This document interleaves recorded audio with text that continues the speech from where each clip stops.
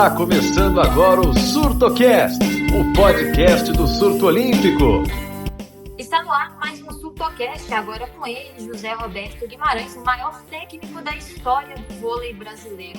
Vamos fazer um bate-bola aqui sobre vôlei, uma conversa mais descontraída aqui com o nosso queridíssimo treinador, e um agradecimento especial à Melita, marca líder em cafés e produtos para o preparo de um bom cafezinho, parceria oficial do vôlei brasileiro. É um prazer estar falando com você, viu, Zé? Bom, Lala, primeiro, um prazer é meu agradecer a possibilidade da gente estar conversando sobre, não sobre vôlei, né, mas sobre vida de uma forma natural, dos acontecimentos, de tudo aquilo que a gente está vendo hoje, né, em termos de esportes e, logicamente, principalmente dentro do vôlei, que tem sido um carro-chefe do, do esporte do nosso país, um esporte que tem nos dado muitas alegrias, mas que inspira também muitos cuidados, né? Eu sempre falo que a gente precisa tomar muito cuidado com a base e a gente tem que trabalhar bem, ter uma quantidade de atletas suficiente para a gente poder continuar melhorando cada vez mais os clubes, né? Como Superliga e também a seleção nacional, né? Então a gente tem um trabalho muito importante para ser feito e continuar durante muitos e muitos anos para ser bem feito e a gente tirar bons frutos disso, dar oportunidade a esses meninos e meninas de vida, né? Eu sempre falo que isso que a gente faz é muito importante, porque a gente não pensa só no esporte propriamente dito, mas o que pode acontecer através do esporte como ferramenta. Então, as oportunidades, estou falando principalmente do feminino, que eu faço aqui em Barueri, de dar oportunidade a essas meninas de escolha, oportunidades de estudarem em boas faculdades, universidades, de poderem ter um pós-carreira, né? E isso para a gente é muito importante, como educação. E o vôlei é muito mais do que só um esporte, né? E a gente tem que ter um cuidado muito grande nesse trabalho e cada vez tá uma atenção muito grande em termos do que nós vamos passar para esses jovens. A gente tem que motivá-los muito, a gente tem que realmente cobrar muita atitude, muita determinação, para que as coisas saiam da melhor maneira possível. Com certeza, e vamos falar muito sobre isso aqui ao longo do nosso podcast, mas falando um pouquinho agora sobre o ciclo olímpico, Zé, e um pouco também sobre a sua carreira, né? Em alguns momentos, no final do último ciclo, você deixou em aberto se seguiria ou não no comando da seleção. Eu imagino que não deve ser uma decisão muito fácil, né? E tem várias razões aí para ser uma decisão para essa decisão ser tomada. Mas teve alguma motivação especial para essa dúvida? Bom, a minha motivação sempre foi representar o meu país, que eu desde garoto, né? O meu sonho era jogar na seleção nacional. Meu sonho era vestir a camisa da seleção brasileira. Consegui jogar a Olimpíada de 76 como levantador, realizei o meu sonho, joguei 4 anos na seleção nacional, praticamente de 73 a 77. Fui cortado algumas vezes, não fui convocado algumas vezes. Então, eu passei por várias situações como jogador que todo mundo passa. A maioria dos jogadores e jogadoras passam, né? Eu não era um jogador super talentoso, mas eu era um jogador que trabalhava muito. E eu sempre tive uma coisa comigo, eu sempre os que eram mais preguiçosos que eu, mas mais talentosos, eu não permitia que eles ficassem fora. Eu passava na casa de um, passava na casa de outro e levava a molecada para treinar. Não, vamos treinar, o time precisa de você. Sempre a minha vida inteira foi assim. E aí a vida segue. Eu termino a minha carreira como jogador em 84. Depois eu me torno treinador. E aí essa coisa de ensinar, de treinar, de um dia chegar à seleção nacional, sempre foi um grande sonho também. E aí, quando acaba Paris, e aí vamos para a sua pergunta, eu olho toda aquela atmosfera, né? Final da Olimpíada, medalha de bronze, olho um pouco para trás da minha carreira, vejo o público, eu digo, pô, eu nunca mais vou ter essa adrenalina, né? Nunca mais vou viver esses momentos. E eu falei, quer saber, eu ainda tenho gás, gosto do que eu faço, sou apaixonado, gosto de ensinar. Eu ainda, vamos ver. Aí volto para casa, minha mulher, pô, você acho que dá mais um pouco. Muitos amigos, né? Eu falei, quer saber? Eu vou continuar mais um ciclo. E foi por essa decisão que aconteceu dessa maneira. Eu acho que a minha vida inteira eu fui um professor de alma. Eu sempre gostei de ensinar.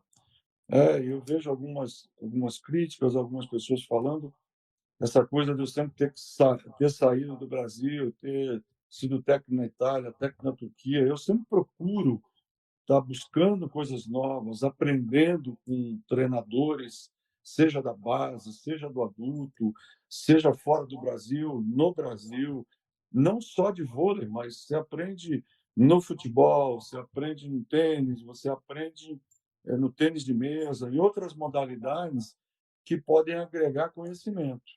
Então, eu sempre converso muito com os treinadores, porque na realidade a gente treina pessoas e a gente tem que tentar desenvolvê-las da melhor maneira possível. Então, treinar vôlei não é só treinar dentro da quadra. Você precisa conhecer um pouquinho de pessoas, sobre pessoas. Beleza, Zé. Falando, o Paulo, prazer enorme estar conversando com você aqui também. Igualmente, Paulo. Nessa sequência que você teve aí da seleção, né? Então você veio do ciclo olímpico passado, veio novamente para esse.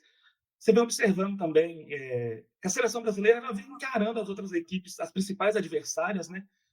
Muito bem, algumas vezes até superior, mas a gente vê ainda aí a Itália num degrau acima do que as seleções principais do mundo, né? Turquia, Estados Unidos, China, e o próprio Brasil vem representando. Mas o Brasil conseguiu, né, fazer jogos muito bons, né, contra a Itália, tendo inclusive possibilidade de vencer agora Uhum. na VNL, perdão. Então, como que você acredita que pode fazer essa virada de chave do Brasil fazer esses bons jogos se tornarem as conquistas também? O Paulo, é assim, eu conheci essas meninas da Itália praticamente quando todas chegaram à seleção italiana. O Paula Egonu, Danese, Chirichella, depois ainda outras que ficaram pelo caminho, as irmãs Bosetti, para mim uma das melhores livros do mundo, e com a Fabi, para mim, a melhor do mundo, com a Mônica De Janaro, que jogava no Péssaro, onde eu fui técnico. Eu conheço a Mônica está há 20 anos na seleção. Agora, eu vou fazer uma pergunta para você que você vai me ajudar a responder. Quanto tempo, a Mônica está há 20 anos na seleção, quanto tempo a Itália começou a ganhar? Agora, né, no último ciclo. Né? Agora. Então, essas meninas estão vivendo um processo longo para chegar nesse momento. Quando a gente começa em 2021, 22, a igualar com a Itália, né? Porque nós ganhamos da Itália no Mundial, na semi do Mundial de 22, em que a campeã foi a Sérvia, surge um fato novo. E esse fato novo chama-se antropólogo. Então, quando a gente começa a equilibrar, surge uma jogadora russa naturalizada italiana, que começa-se uma troca de 5, uma dupla troca, que a Itália tem um up ali. Então, eu acho que tudo depende muito, Paulo, do que acontece dentro do ciclo. No ciclo passado, por exemplo, eu posso te falar algumas coisas interessantes que aconteceram. Pouquíssimas vezes a gente conseguiu jogar com tripé, que eu sonhava muito em jogar, mas eu não conseguia botar essas mulheres juntas. Gabi, Natália e Tandara. Uma estava machucada, a outra. Aí jogavam as duas. Aí, quando duas estavam bem, machucava a outra. A gente conseguiu, num campeonato, botar as três jogando juntas. Foi a classificação, mesmo assim, Natália e Tandara voltando de lesão. Então, muitas vezes acontece isso. Agora, por exemplo, você citou bem, você falou sobre o patamar da Itália, né? A minha esperança era contar com todas as jogadoras bem fisicamente, bem tecnicamente, para a gente poder tocar essa parte tática da melhor maneira possível, porque a gente fez um bom campeonato. Aí começa a VNL, Ana Cristina se lesiona no menisco. E a gente joga uma parte da VNL e o Mundial todo sem Ana Cristina. Coisa que aconteceu também em 2022, quando a Ana pediu dispensa e a Júlia tinha universidade, a Diana também tinha que operar o maxilar. Então, eu acho assim, a minha esperança ela está muito dentro do seguinte: o ano que a gente conseguir jogar com todas muito bem, né? Tendo tempo de trabalho legal. Eu acho que a gente, Paulo, está muito próximo da Itália, próximo da Sérvia. A gente vê assim as seleções não muito distantes. Eu acho que se você pode, como você falou muito bem, a Itália um degrau acima. E acho que ainda está por a experiência que a Itália adquiriu durante todos esses anos. Você pega a Paula Egonu jogando hoje, ela está sabendo o que ela está fazendo o tempo inteiro. A Paula, antigamente, errava muito. Ela fazia 20, 30 pontos por jogo. Mas ela também te dava, nesses 20, 30, 10, 12, 15 pontos. Né? Hoje, ela faz 20, 22, 25 e te dá 5. Então, o nível de eficiência da Paula evoluiu muito. E aí a Antropova veio ajudar principalmente com o descarrego das bolas altas. Eles não têm duas grandes ponteiras, três, quatro, mas são jogadores que compõem muito bem, que passam bem, que têm um bom volume atrás, que atacam uma ou outra bola e se viram bem, tecnicamente boas. E uma defesa muito bem montada, muito bem constituída. E a De Genaro ocupa um espaço naquele time absurdo de passe de defesa e uma qualidade de levantamento inigualável. Então, sem a De Genaro, também a Itália começa a sofrer um pouco. Aí, lógico, a próxima líbero também é boa, mas não é da qualidade da De Genaro. Então, eu acho que assim, a gente tem grandes chances para o futuro, eu acredito muito, que a gente tem um time para brigar, de igual para igual com qualquer time do mundo. A gente já vai ver isso a partir do ano que vem. Essa é a expectativa. Continuar o investimento na parte física muito forte que a gente está fazendo, cuidar das meninas quando elas estão fora do Brasil, né? A parte nutricional, a parte física, porque lá eles trabalham diferente da gente aqui. Nós somos acostumados a fazer peso 5 vezes por semana, no mínimo 4 vezes por semana. Lá se trabalha 2 ou 3 vezes. A gente sabe que as nossas jogadoras já são condicionadas a fazer um trabalho diferenciado. Então a gente tem que ir buscando, né? E elas jogando fora também a possibilidade desse desenvolvimento, jogando contra as melhores jogadoras do mundo, melhores treinadores do mundo, melhores equipes do mundo, e também na nossa Superliga a gente ter uma melhora cada vez maior. Então eu acho que a gente está no caminho certo, sabe? Mas aí os resultados é que vão falar por mim. Pois é, o Marcos falando aqui, prazer falar com você, que uma honra. Na sua primeira intervenção, né, você falou um pouco sobre base, sobre coisas do vôlei, assim. A gente vê que a seleção está com uma renovação muito boa, várias posições já estão muito bem servidas, né? Mas uma que você até já citou é a das levantadoras, né? Como Isso, tendo pouca renovação, a Superliga, os principais times estão com levantadores estrangeiros ou levantadores experientes. E exato. como é que o técnico da seleção consegue conciliar isso aí, ver com os times ou com os jogadores para tentar suprir essa carência que a médio É. prazo vai acontecer, né? Ô, Marcos, essa é uma pergunta excepcional, porque a gente tem que exatamente tocar nesses calcanhares de Aquiles que a gente tem como voleibol brasileiro, não é como seleção nacional.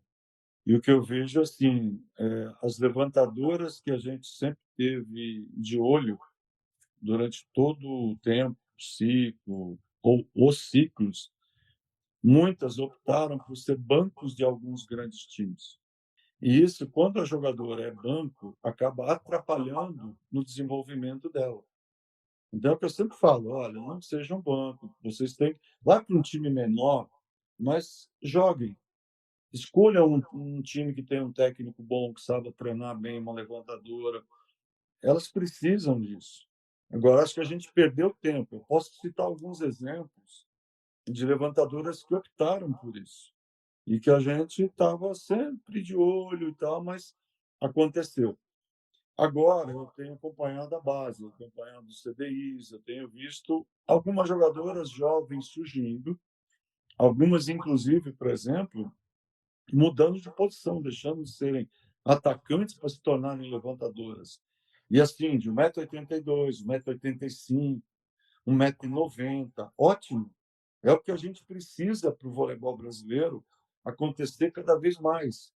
Mas eu acho que a gente ficou, Marcos, com um gap muito grande. Aí muita gente põe culpa na seleção nacional, mas a seleção nacional não é o lugar de fazer levantadora. Na realidade, as levantadoras são feitas pelos clubes, e principalmente naquilo que a gente está falando, base.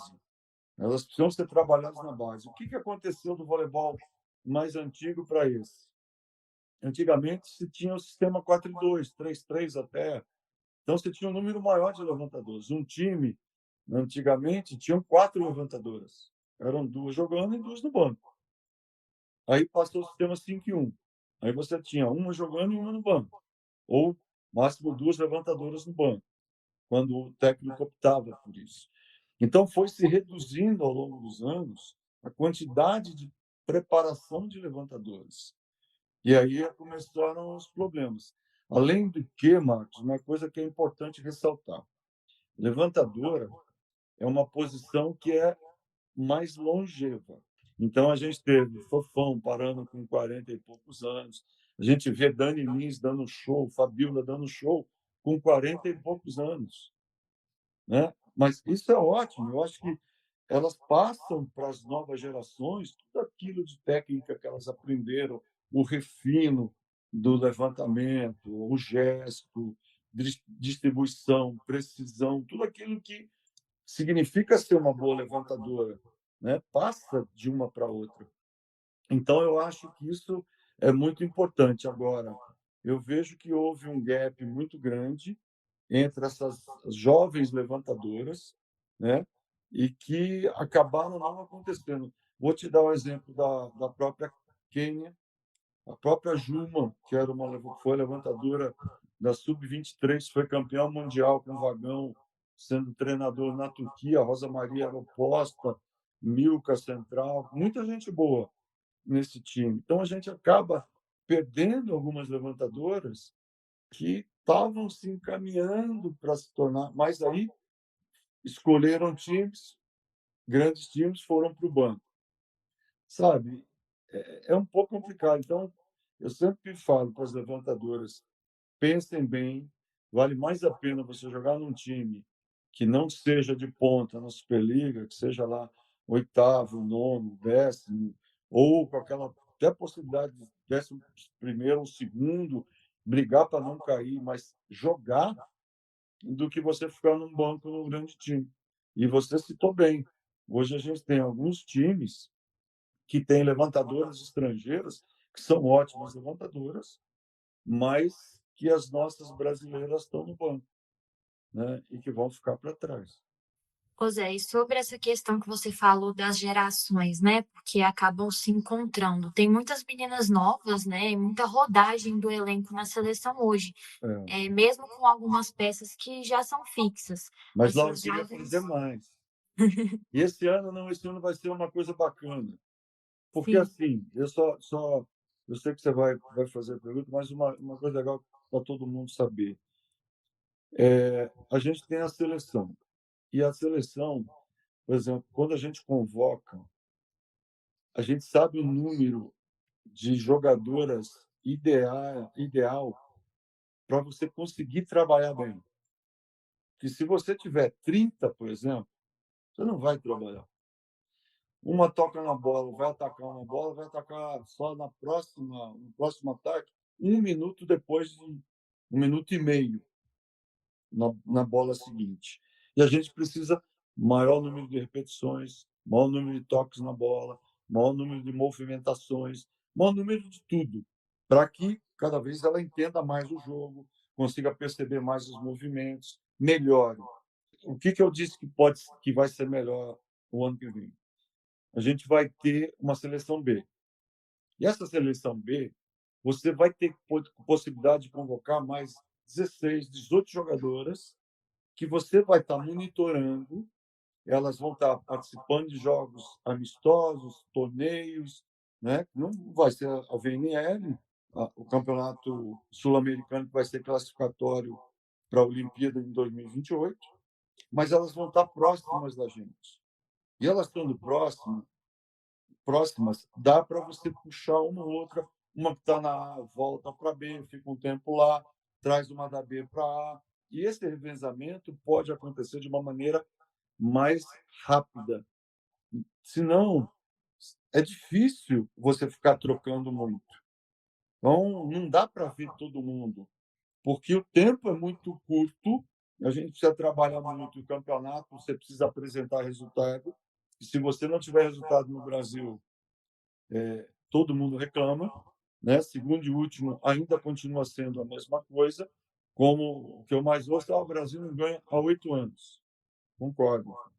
Só que tem um detalhe. O Brasil é uma das únicas seleções no mundo que tem tido consistência no seu aproveitamento. Tá, tem tido sempre a possibilidade de estar no pódio. E isso, se você puxar as outras seleções, não tem acontecido. Né? Então, tudo bem, a gente precisa ganhar uma grande competição. Mundial, Olimpíada, isso é muito, uma VNL, é muito importante a gente apresentar um resultado desse. E é o que a gente está buscando nesses anos que estão vindo aí.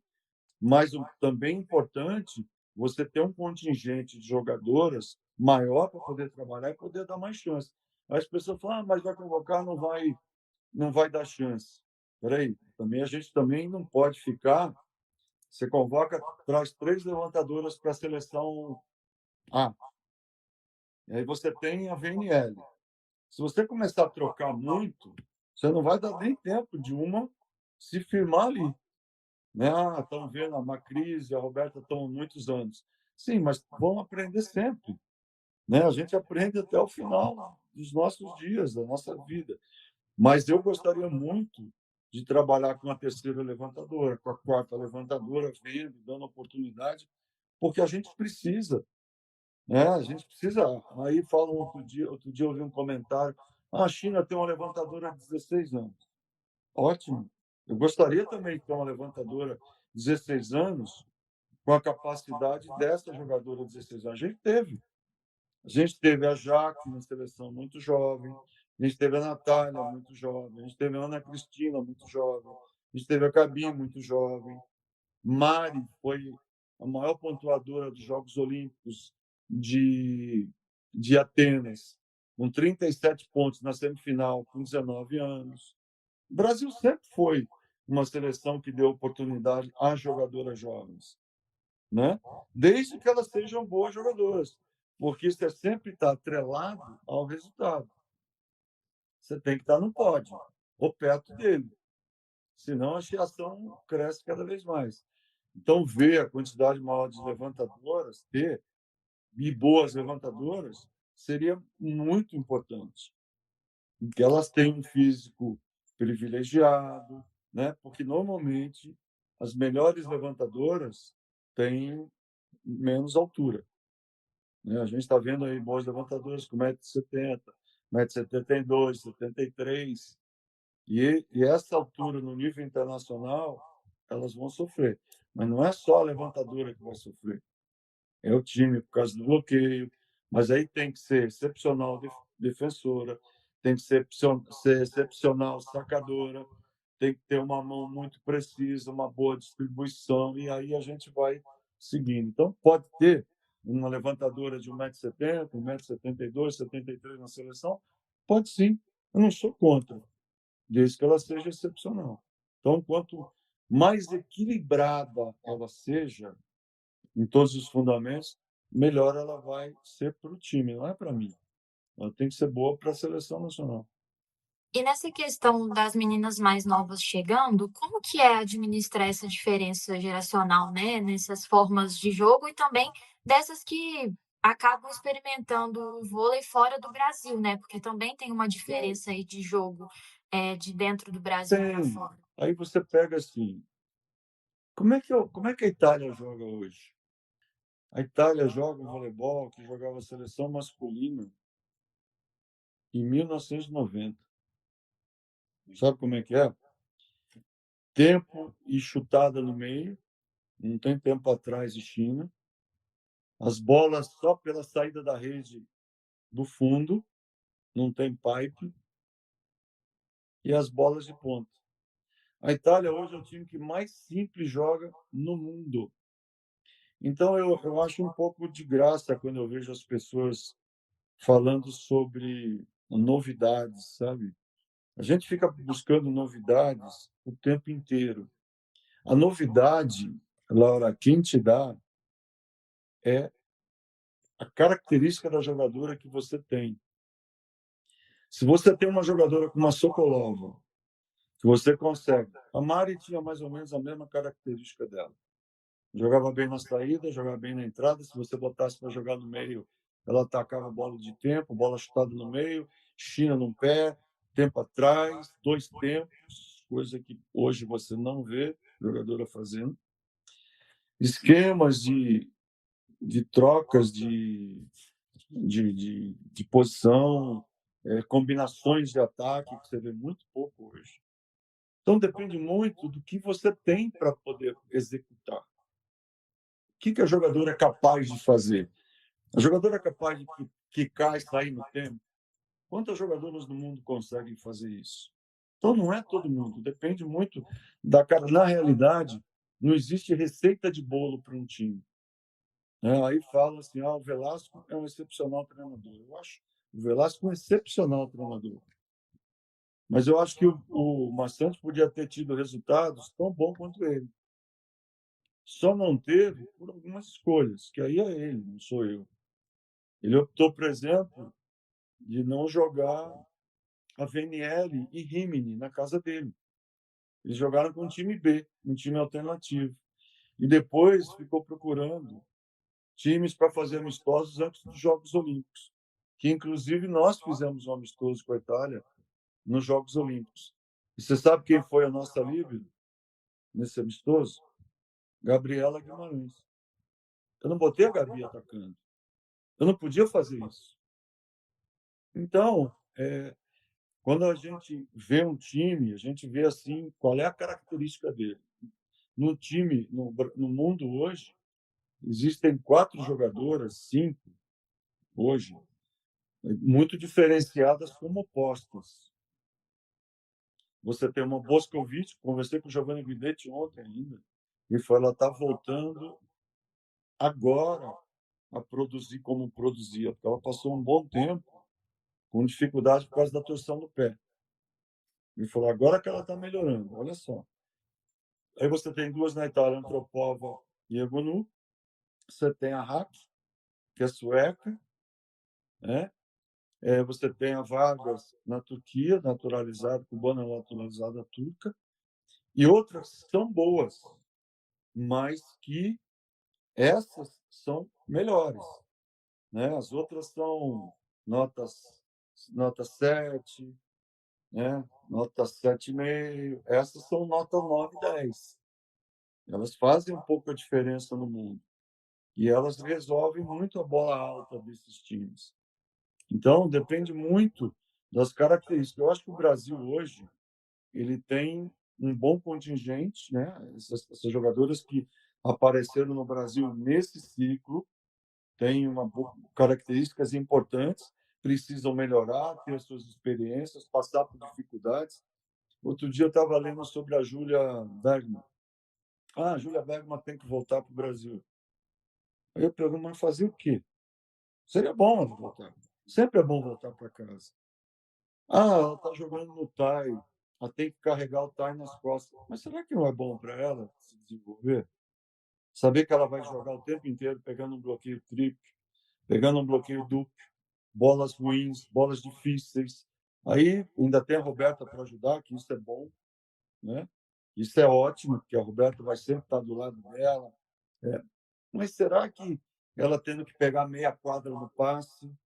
Isso é ruim para ela? Eu acho que não. Eu acho que se ela entender que para o crescimento dela isso pode ajudar muito, de que ela vai ter dificuldade, que ela vai chegar em casa, tem dia que botar na minha cabeça e falar assim, pô, não estou conseguindo, não consegui virar, fiz 2, 4, 5, 10 pontos no jogo, mas vou continuar batendo, vou melhorar meu golpe para a esquerda, para a diagonal curta, longa, vou trabalhar melhor na mão de fora, minha largada, meu drop shot, eu vou ter que evoluir, de dar no dedo do bloqueio. Muita coisa ela pode melhorar. Então, eu não vejo a coisa dessa maneira. Eu vejo quando você joga num time mediano, você com uma possibilidade de desenvolvimento muito grande. Agora, quando você joga num time onde as outras jogadoras resolvem por você, será que você vai se tornar uma jogadora de vôlei? Ou você vai ser levada e ganhar medalhas o tempo inteiro, que você tem uma jogadora fora de série no teu time que resolve todos os problemas? Aprenda a resolver problemas. Entenda que o jogo vai ser sempre difícil, você vai encontrar suas dificuldades, vai encontrar vários, né, que vai ter que discutir com a sua companheira, vai ter que brigar contra a sua adversária, contra o juiz, contra uma série de adversidades, mas que vai fazer você crescer, você melhorar, você evoluir, né? Então eu vejo sempre com bons olhos quando eu vejo esse tipo de situação. Se você souber sair dessa situação da melhor maneira possível, e entender o contexto, quando você tiver do seu lado jogadores que estão te ajudando, uma Ana Cristina, uma Gabi, que beleza, que maravilha. Então, passar por dificuldades na vida não é de todo ruim. Nas derrotas é que a gente aprende. Nas dificuldades é que a gente aprende. Não nas facilidades que a vida te dá, no conforto e na zona de conforto que a vida te dá. Mas tendo essas, nas derrotas, nos problemas, nas dificuldades, é que a gente cresce. Falei muito, né, Laura? Hein? Não, que Marcos, isso. vai cortando aí, Marcos. Paulo, vai me dando um toque aí, senão Tá bom, tá a gente bom, fica. tá bom. É Aí, bom ó, citar. qualquer coisa você pode. A gente, É só a gente aprender. quer até acrescentar que você falou da Itália, né, do Gigo jogar, né? O técnico é o mesmo, né? Nos anos 90, né? Julio Velasco fez a Itália um bicho Velasco é um papão, ano né? mais velho que eu, Marcos. É, Nós fomos adversários nós não jogamos contra na Olimpíada de Barcelona, mas a gente jogou na VNE, era Liga Mundial na Liga época, Mundial, é. né? E a gente jogou contra e algumas vezes. E ele sempre foi considerado um dos melhores do mundo, é um cara que eu tenho um respeito enorme. E o Velasco é filósofo de profissão. Ele não é da área de educação física. Ele foi, pra você ter ideia, ele era assistente do som na seleção argentina, na melhor época da seleção argentina de todos os tempos, que era Quiroga, Conte, Canto, e que depois veio Milinkovic, veio Weber, mas essa geração argentina que a gente conseguiu ganhar deles, perdão, em 89 no Sul-Americano em Curitiba. Se você me perguntar como nós ganhamos, eu não sei até hoje, de 3-2, né? Mas com essa nova geração que estava aparecendo no voleibol brasileiro, do Tandy, Giovanni, Marcelo, Maurício, toda essa geração que depois acabou ganhando a medalha de ouro, estava nesse time de 89. E o Velasco era o assistente anterior, em 88, 87, do Yang Van-Son, que era um coreano. Depois ele foi para a Itália, acabou se naturalizando italiano, dirigiu o Modena da Itália, masculino, durante muito tempo. Tentou migrar para o feminino uma época, não teve muito sucesso, voltou, aí depois recebeu um convite muito mais tarde no feminino de novo, aceitou e aí ganhou já uma medalha de ouro, está ganhando todos os títulos mundial, está fazendo chover. É, ele é outro gênio, né, do voleibol, né? Eu queria te perguntar também, Zé, sobre você tem o projeto, né, do Barueri, né? Você É. tem jogadoras jovens e dar oportunidade para elas, assim. Eu queria saber também se acho que é um modelo possível, acho que você deu o caminho para ser um modelo possível para te ter mais equipes desse estilo no Brasil, no vôlei? Marcos, eu percebi, a gente começou mais ou menos com a filosofia de todo mundo. Ou seja, a gente montou o time em 2016, jogamos a Série C, Série B, e aí logo em seguida a gente encontrou um patrocinador, que foi a Rinodê. E lógico que a Rinodê, ela queria tentar começar a fazer bons resultados, né? E quando você tem um patrocinador que cobra resultados, que quer realmente levar sua marca num patamar diferente, existe um investimento. Só que a gente também estava caminhando com o nosso projeto. E depois a gente acabou perdendo a Rinodê como patrocinador. E aí foi um sofrimento, que aí eu tive que botar dinheiro do bolso, correr atrás o tempo inteiro das leis de incentivo, correr atrás de outros patrocinadores que pudessem nos ajudar. Que a gente hoje tem 105 meninas no projeto. E é muito legal. E o projeto não se trata de formar campeãs, mas sim cidadãs, onde a gente possa, como eu disse no começo da nossa entrevista, dar oportunidade a elas de se desenvolverem como jogadores e também como pessoas. E aí a gente atravessa muita dificuldade. Nós optamos por não trabalhar mais com jogadoras estrangeiras. De vez em quando nos oferecem jogadoras estrangeiras. Não que nós estejamos fechados a isso, né? Dependendo, é jovem, o que vai acontecer? O que a gente tem que botar de dinheiro? A gente não tem. Você quer botar aqui para desenvolver a jogadora, a gente pode ajudar. Mas lógico que a nossa preferência, Marcos, é mais por trabalhar com jogadoras brasileiras, né? Porque aí a gente sabe que a gente está desenvolvendo para os nossos clubes e também para nossas seleções de base e também para a nossa seleção adulta.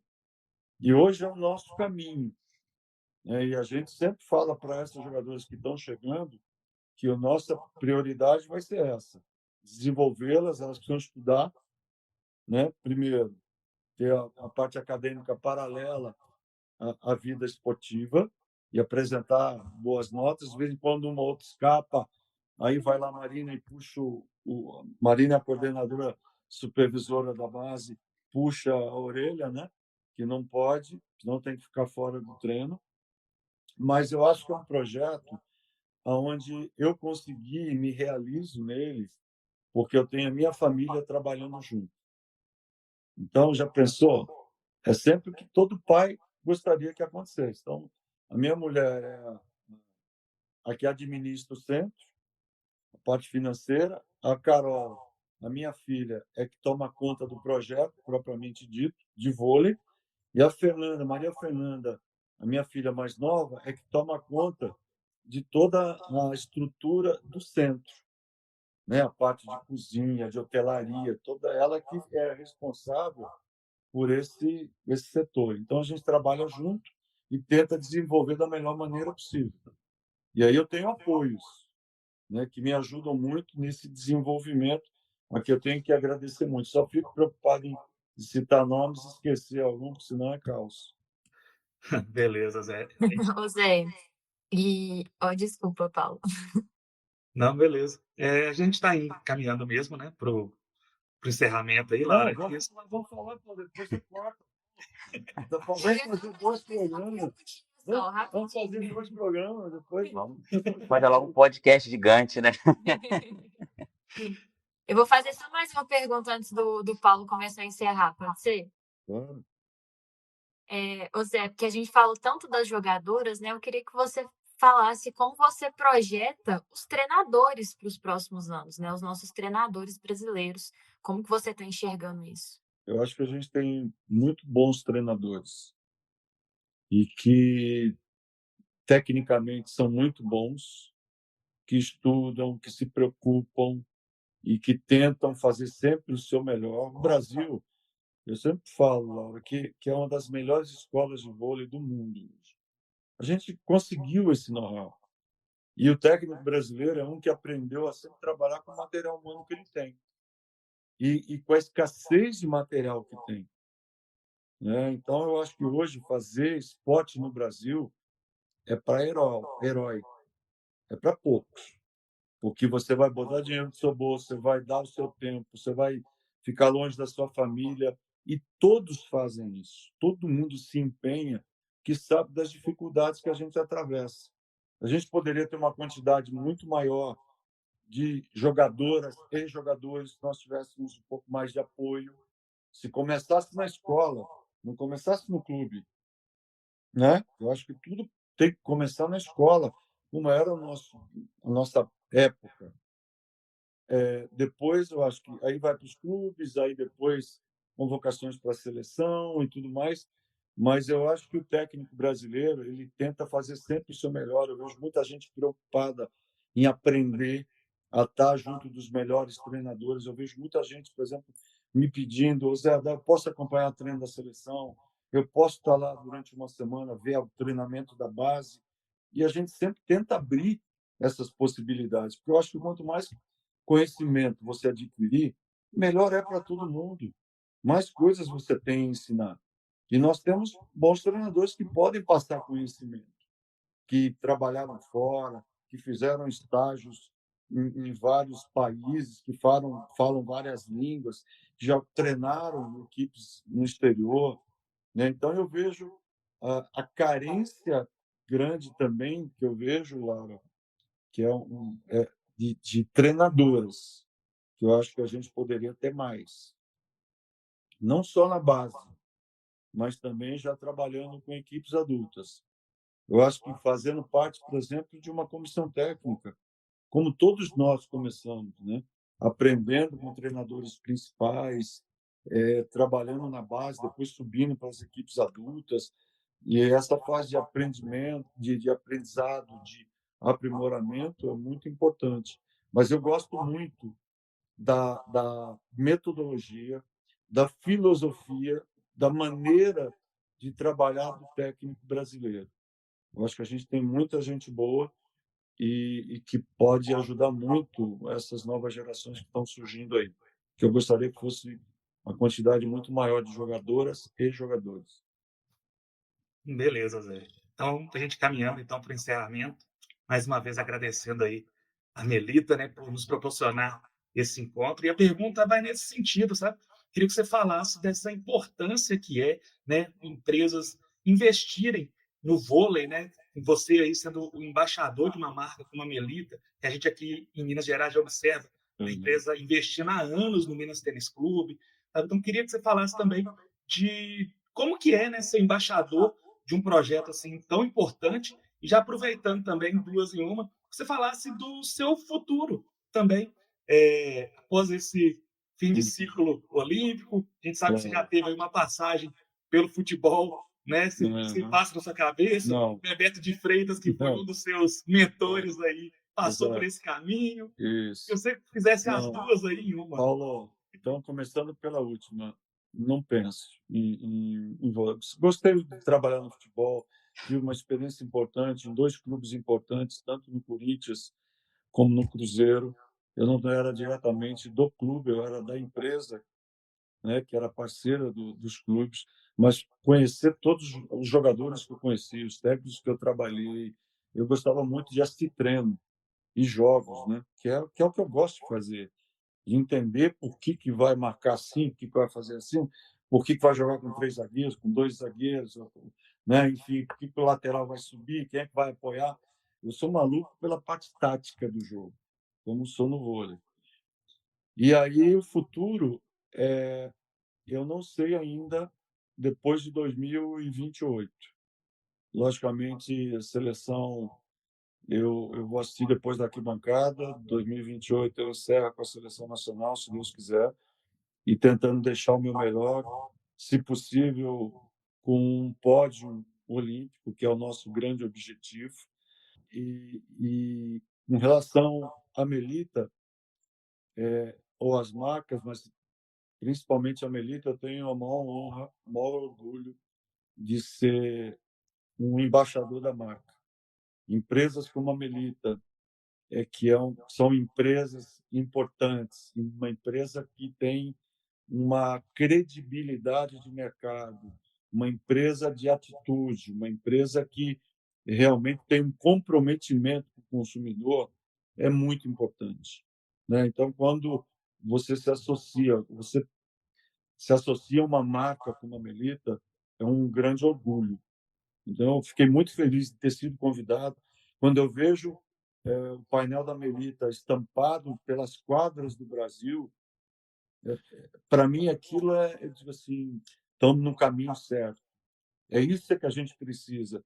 Empresas da iniciativa privada que nos ajudem, que entendam a importância do esporte como ferramenta de inclusão social, que possam ajudar o desenvolvimento dessas meninas e meninos, adolescentes, que estão, né, tentando fazer o seu esporte, jogar da melhor maneira possível, fair play, uma série de coisas importantes para todos nós, como seres humanos.